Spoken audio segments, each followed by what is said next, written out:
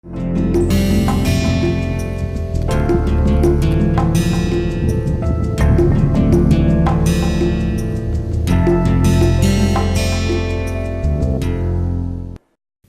students, we have been continuing our discussion on the interfaces, and I am going to wind up today with few examples of different kind of interfaces. The last thing which I started in the discussion in the previous class was coincident side boundaries. As you know, I have shown you that it is possible to have some lattice points of both the crystals in the interface type interfaces to match, if not all of them. And one such concept is coincident side boundaries.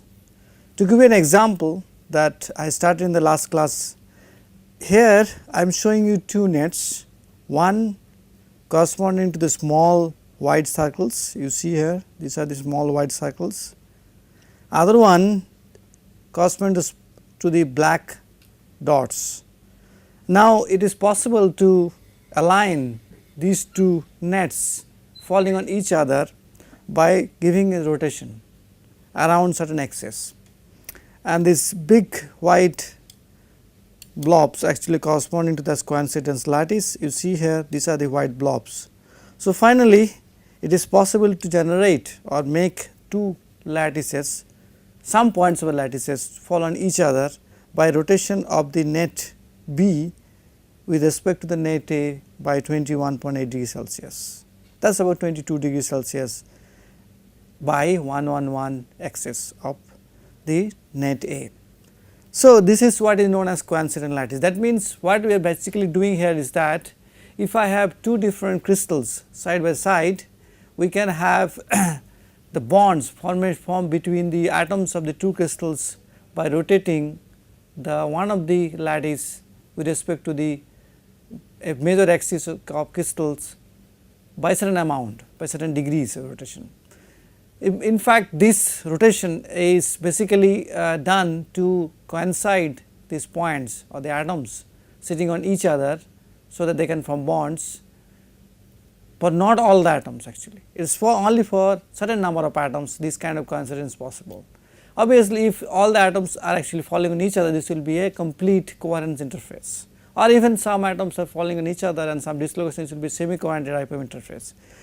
But we can actually generate basically semi-coherent type of interfaces, which is not exactly semi-coherent, but partially semi-coherent type of interfaces by doing such a kind of simple rotation of the crystal lattices. So, in this regard actually there are few things which was governed in the literature, and one of the important thing of coincident lattices is the fraction of atoms in coincidence at the boundary is always known as the density of the coincident sites, correct. Basically, all the atoms are not actually coincidence with each other along the boundary. So, therefore, we have to consider the important factor, that is the fraction of atoms which will be coinciding with each other on the boundary. In fact, we do not take into that consideration, we take into consideration reciprocal of the density, and reciprocal of the density is usually considered as a parameter to describe the coincident sites boundary, and the reciprocal is basically designated by a letter called Greek letter called given here like this. This is summation. Okay. Now, that basically tells you how many of lattices are actually falling on each other. In this regard, one of my teacher has actually extensively worked on in his young days, and he gave few relationships which are valid. This can be obtained, in fact it is given in the books how this can be obtained. The relationships are not very difficult.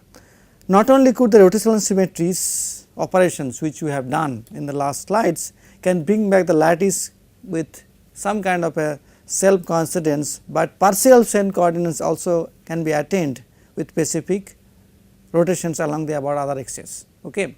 That is what I have been telling about it. Partial coincidence is always possible. These later rotations are not only able to produce coincident side nets at a boundary between two crystals, but also they are capable of yielding concept of coinciding side 3-dimensional lattice. Obviously, in 3D, if these points are matching, some of them, not all of them or fractions of them, then we can call them as a different type of 3-dimensional coincident side lattice. So, there are 4 factors which are responsible for making these coincidence possible. One is the obviously the rotation axis along which we are rotating the one crystal lattice to the other. Second one is the angle that I have already discussed. Third one is the coincident net on the plane HKL normal to the axis. It is obvious, because if I have a 1 1 1 axis, whether the coincidence plane is 1 1 1 or some other plane, that will dictate what kind of things. And obviously, the important parameter which I have just now told you is the rotational reciprocal of the density. That is the important aspects.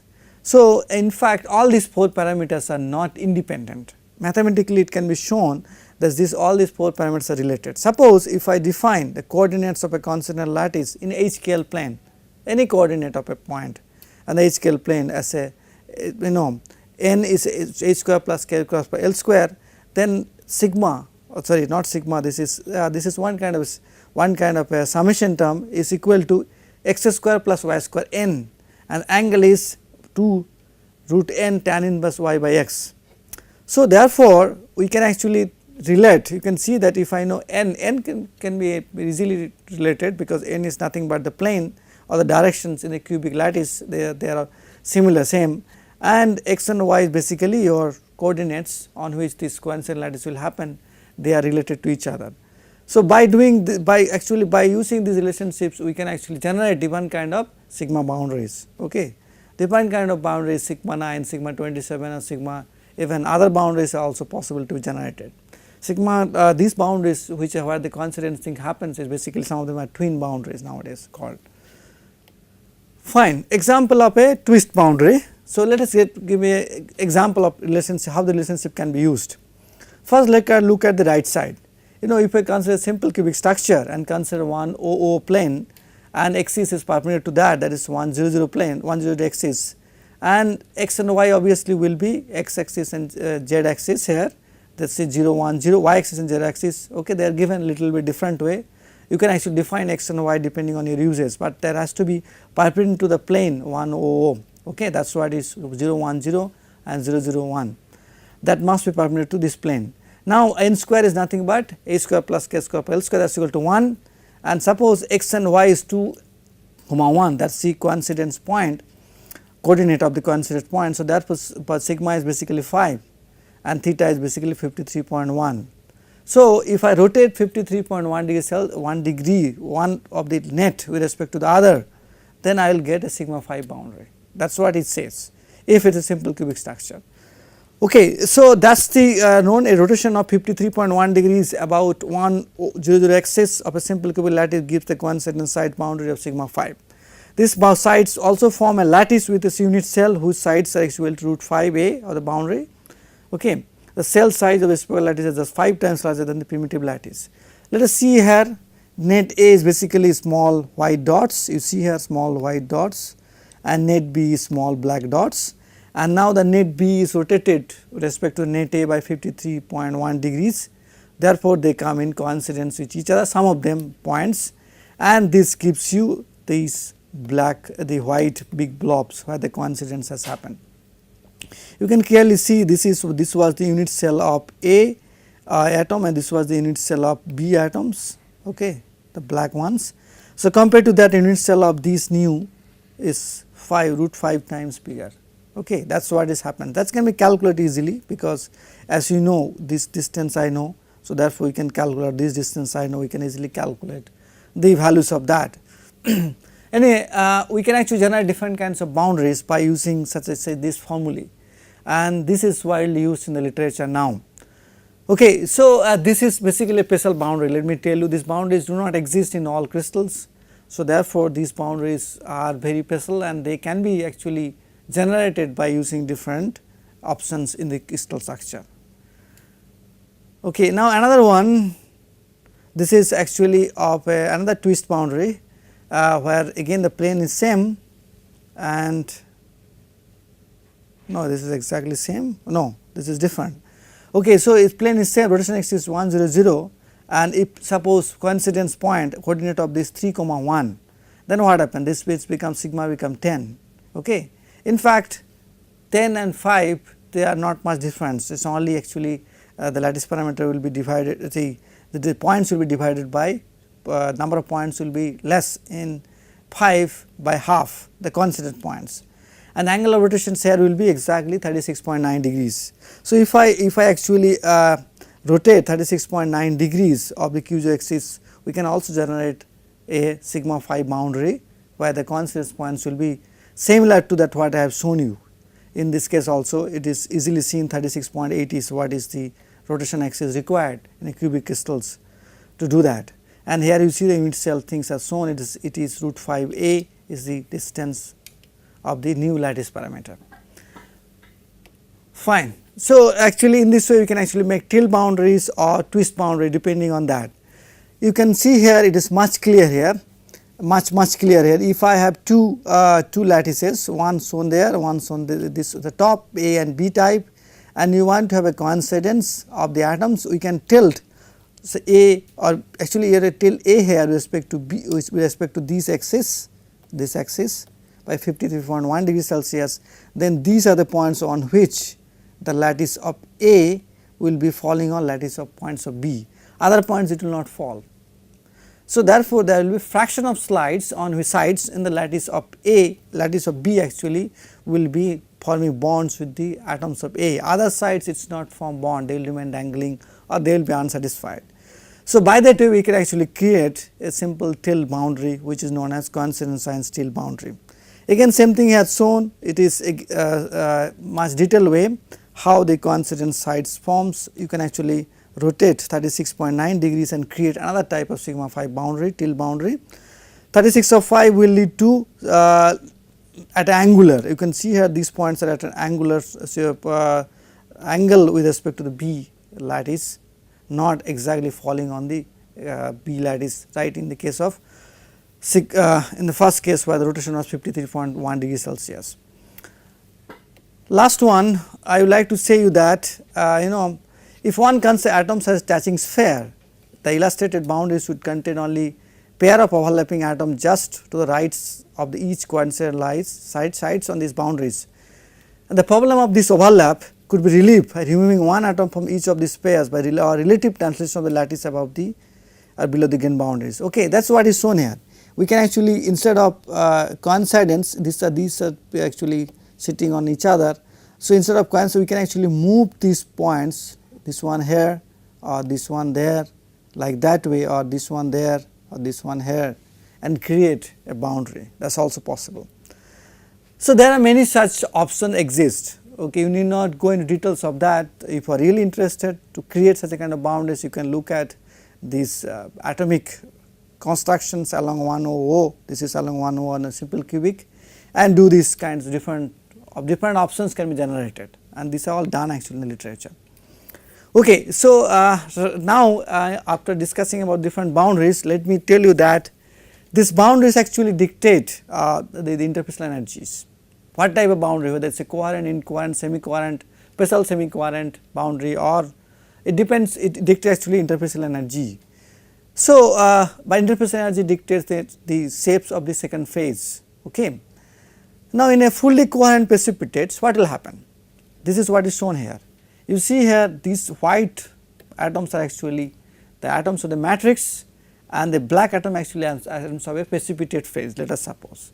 And the way they are forming that, there is an exact coincidence of the points or the atoms sitting on each other. Okay, and not only that, it seems that the interplanar spacing of the black atoms is same as that of the white atoms. So, because of that, the interface created by this kind of matching is basically coherent, fully coherent precipitates. And if you know, if the precipitate has the same crystal structure and similar lattice parameter, that can happen. Okay, and that means what? Energetically, along all the surfaces, the precipitate and the matrix have a coherent interface, and they have a very specific orientation relationships. Crystallographic planes has to match on each other, each of these precipitate and the matrix. Situation happens in real situation actually happen in case of aluminum copper alloys or aluminum I think aluminum silver alloys also, when the precipitates actually start to form at the beginning, and these actually known as, we will discuss in detail, known as Grenier piston zones or GP zones.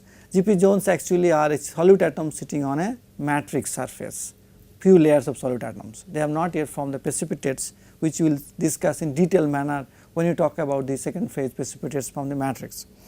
You see here, in that case, the shape of the precipitate can be anything. It basically it will be spherical, because there is no preferential interfacial energy change along any of the interfaces. So, this must be spherical precipitate.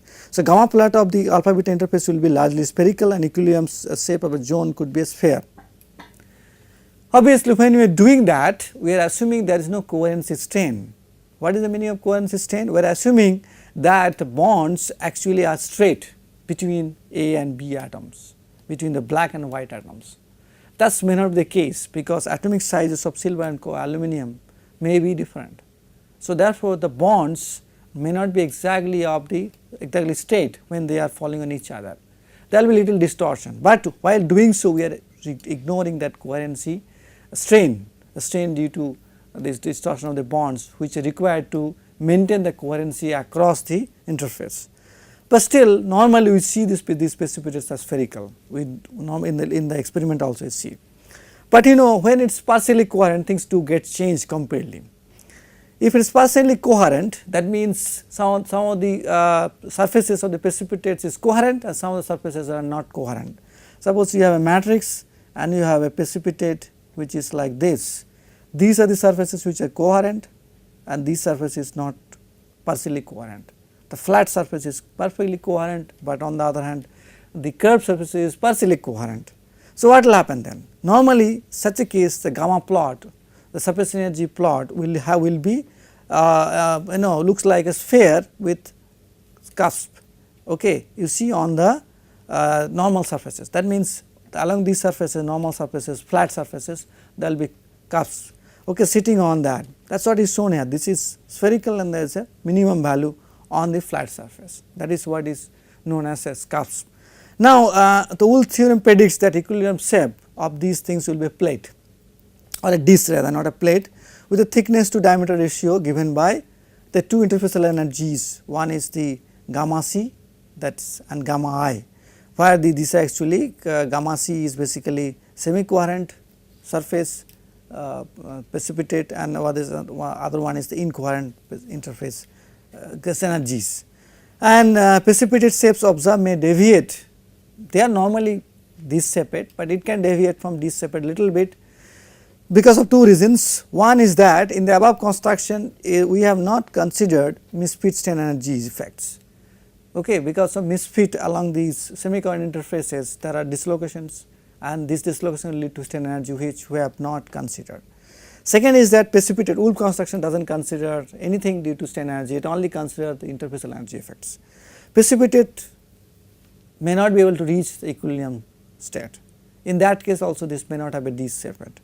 So, this precipitate may be much wider than the equilibrium shape if the incoherent energy edges grow faster than the coherent energy. That we will see in next few slides. So, finally, if few of the surfaces are semi-coherent type and few are incoherent type, then you will have a disk shaped precipitate like this. This is just like a saucer on which we sometimes drink tea or coffee. You have seen that. Now, if it is completely incoherent, okay, you can see here there are all kinds of things are present here in this microstructure, which is basically precipitates of theta in aluminum copper alloy. Suppose it is completely incoherent, that means two phases have no complete different crystal structure, and they have no lattice matching. Okay. So, they are actually in random orientations. It is very unlikely that coherent or semi-coherent interfaces form and the precipitate is said to be completely incoherent. So, in such a case, the precipitate can have any shapes. Okay, it can have actually it says interfacial energy would be high for the for all the interfacial planes. The gamma plot and equilibrium inclusion shapes will be roughly spherical. It will be roughly spherical means it will not be exactly spherical just like in case of coherent, but there will be distortion. The ones which is shown here is that, see, this is a plate shaped precipitates. You can see here this shaped. Okay, this is one is a they have a coherent interface here, but there is no incoherency here. Okay. Similarly, there is a coherent here which is semi-coherent, semi-coherent here, incoherent there, and the one which is shown as a big one is basically has lost all kinds of semi-coherency, coherency. That is why the surface looks like a curved one. Similarly, here also you see here that the surface is slowly getting curved. So, that means the semi-coherency is getting lost.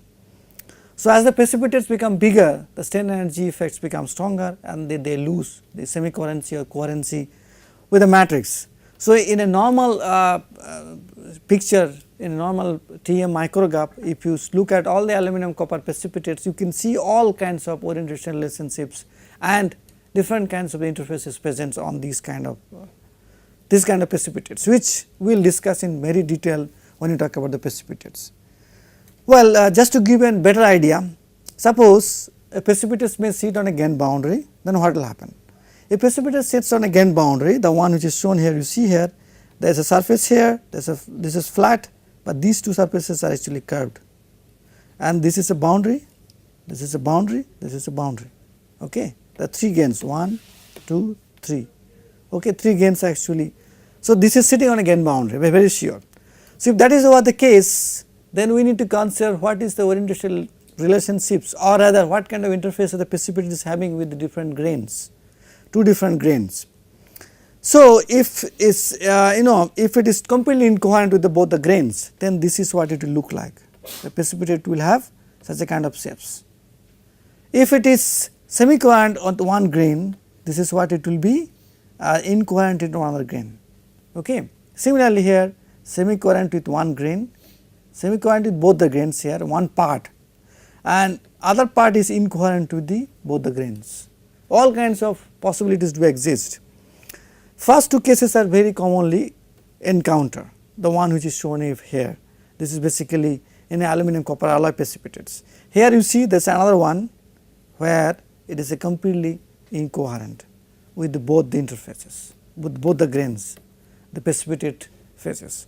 So, obviously, if it is coherent or semi-coherent along certain interface, the precipitate will like to keep that coherent incoherent interface intact, because that interface is the lowest energy interface or lower energy interface.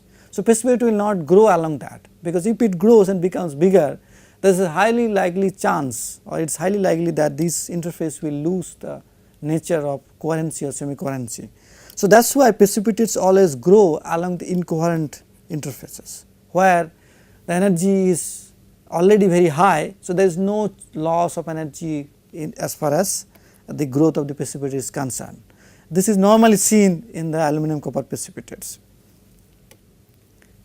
Well, just to give you some idea whatever time we have in this lecture, we have not considered Misfit stain effect at all while talking about the last few examples, but what is its effects? Let me go back. Okay. When we have a suppose completely coherent precipitates fully and Misfit is present, okay, Misfit can be present in many ways. It can be present as a distortion of the bonds, or it can be present as a Misfit dislocation also in case of semi-coherent interface. When Misfit is present, formation of the coherent interfaces raises the free energy of the system because of the elastic strain energy effects. Obviously, bonds are distorted, right, across the interface. Because of that, there will be elastic strain energy, elastic energy will be high. So, no longer we can actually consider the equilibrium condition to be summation of Ai sigma I to be 0. Ai is surface area and sigma I is the energy of the system. We have to add with that thing delta Gs, which is nothing but a elastic strain energy, because strain energy will play a role. This is no longer cannot be ignored. And if the volume of the matrix which is shown here, suppose this is the volume of the matrix, in circle is cut out. If I take out the matrix, okay, matrix was there already, and these atoms I replace, okay, these atoms what are sitting I replace with the precipitate atoms, or some other atoms, smaller atoms suppose, then what will be? There will be negative dilation, negative expansion, okay, or the thing that means the whole thing will shrink.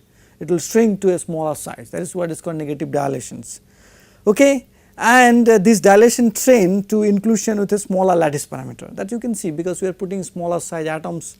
We have taken out these atoms on the matrix and put smaller size atoms. So, there will be dilation, there will be smaller lattice parameter of that, and this will so therefore, in order to produce a fully coherent precipitates, the matrix and the inclusion must be strained. That is what is shown here, because because of the atomic size differences, in order to form the bonds between the precipitate and the matrix and keep the interface to be completely coherent, that means all the atoms bonds of the atoms are to be satisfied, then the bonds has to be distorted between the smaller atom and the bigger atoms, that is between the precipitate and the matrix.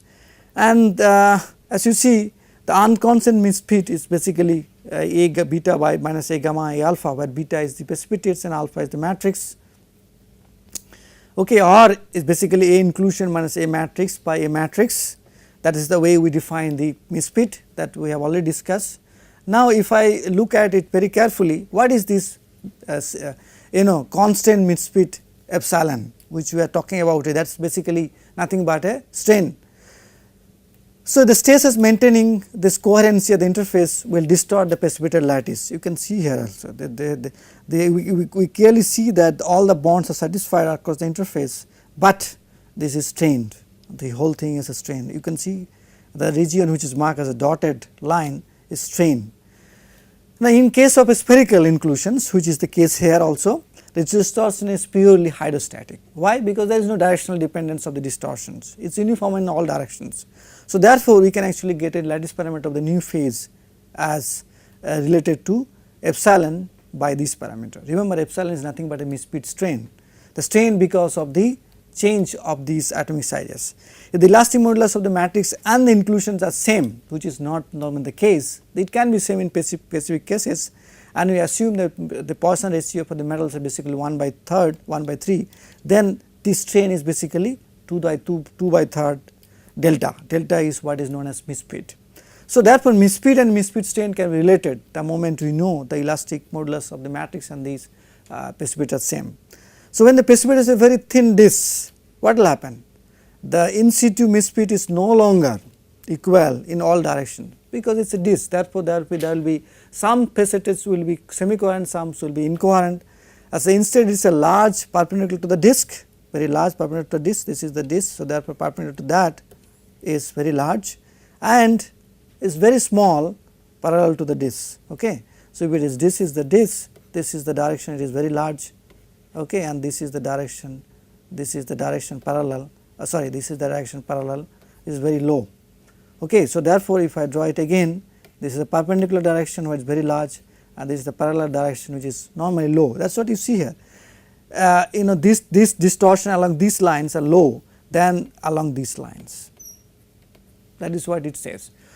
That is what actually dictates the precipitate shapes to be is the disk. So, therefore, we have to take into consideration these misfit strains if we want to really know the exact shapes.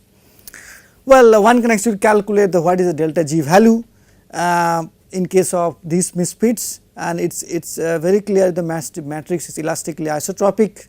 These are all very big assumptions, and therefore, precipitates in the matrix have equal elastic modulus.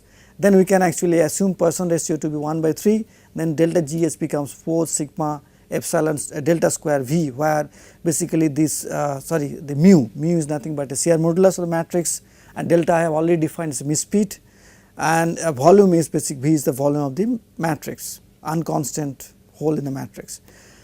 So, we can add up these things into this equation, and actually then minimize the whole equations and get these shapes of the precipitates. Obviously, Wolff construction will not do that, because Wolff construction does not take care the misfit strains, but one can actually do much better way now.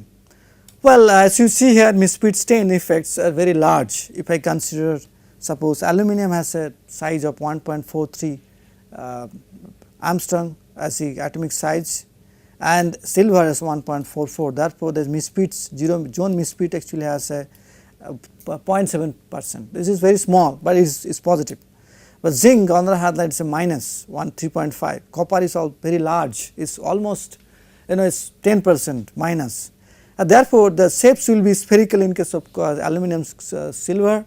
It will be also spherical in zinc, but it is because it is can be accommodated. 3.5% is not very large, but the moment it become copper is very large, it will be a D-shaped.